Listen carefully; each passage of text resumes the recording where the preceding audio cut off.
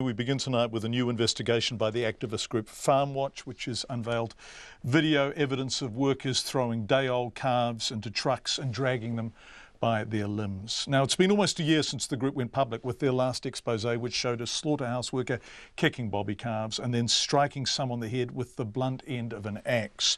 That footage led to the workers' conviction and resulted in a public outcry and new industry guidelines and a determination to do better. Many in the industry pinned the mistreatment on a few bad operators. So a year on, what has changed?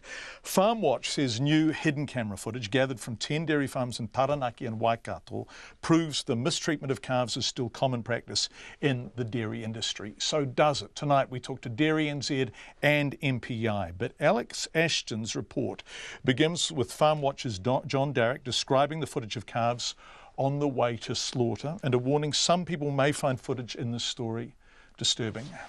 So these are bobby calves. They're about 4 days old. That's where the legal minimum age, and it's when they're sent to slaughter. And they're kept in these crates. And what you can see here is the workers pulling the calves out of the crate and just throwing them, hurling them into the back of the truck. Silly question, would that be painful? Oh, absolutely. Yeah, these are kind of heavy 30, 40 kilo animals landing on their back, being thrown onto each other. He just chucks it by the neck backwards. A year ago, Farmwatch released footage taken from undercover investigations on dairy farms. It showed calves plucked from grieving mothers just hours old, being thrown with force into metal stalls and trucks. It caused outrage amongst the public. But the activist group has since finished another investigation, this time taking footage from dairy farms in Taranaki and Waikato. This is a different location, different workers, different livestock company, but exactly the same kind of treatment, just roughly throwing them. And you see this worker here, he just tosses it onto the next level of the truck, just shoving it as hard as he can. 300 kilometres away on a farm in Waikato, more distressing footage of a newborn calf. This is part of what I see as the inherent cruelty, is separating calves from their mothers. But then there's also the deliberate abuse of animals. Here we see a farm worker or a farmer, and he's dragging this calf along the ground by one hind leg as its mother, who's obviously distressed, is trying to nuzzle her baby. This is incredibly distressing footage. After Farmwatch's first expose, the Ministry for Primary Industries changed the rules, and on August 1st, new regulations came into force. Now calves must be 4 days old, roughly the age from which they can stand to be sent to slaughter. They can't be transported for longer than 12 hours. And workers can no longer kill calves with blunt force to the head. Farmwatch spokesman John Darrick says the furore from the first expose has faded, but the mistreatment is still going on. Absolutely indistinguishable. If you put the shots beside each other, I would have a difficult time telling them apart. Nothing has changed in terms of how calves are being loaded onto the back of trucks. From next August, farmers will have to use ramps to move the calves onto the trucks. But John Darrick says MPI's law changes so far have done little.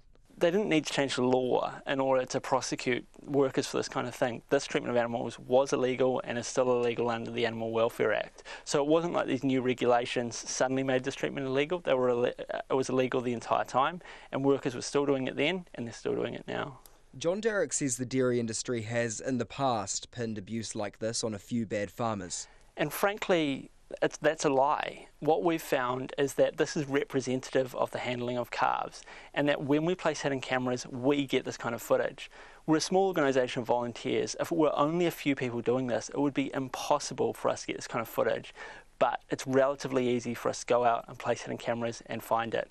There is no way the industry can say that they aren't aware of this is going on. Mr Darrick admits Farmwatch sometimes breaks the law in its investigations, but he's refusing to say if a camera found hidden in a Waikato farm was placed by his group. Save Animals from Exploitation is appalled but not surprised to see Farmwatch's footage. Its campaign manager, Mandy Carter, says regulations are fine, but no one's watching to make sure they're being followed. MPI has a major issue in that they actually only have about 17 inspectors for the whole country, and we have millions of animals, being an animal agricultural nation, and they're not actually adequately looking out for these animals at all. And Mandy Carter says it's in the government and the industry's best interests for the public not to know how the dairy sector really functions.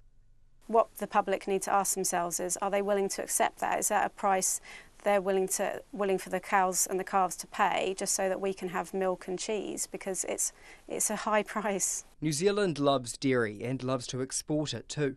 Last year, the country produced 21 billion litres of milk. Dairy exports were worth $12 billion. But is that at the cost of animal welfare? John Darroch says yes, and he says the public's appetite for dairy needs to be served alongside the knowledge of how it's produced. For Checkpoint, Alex Ashton.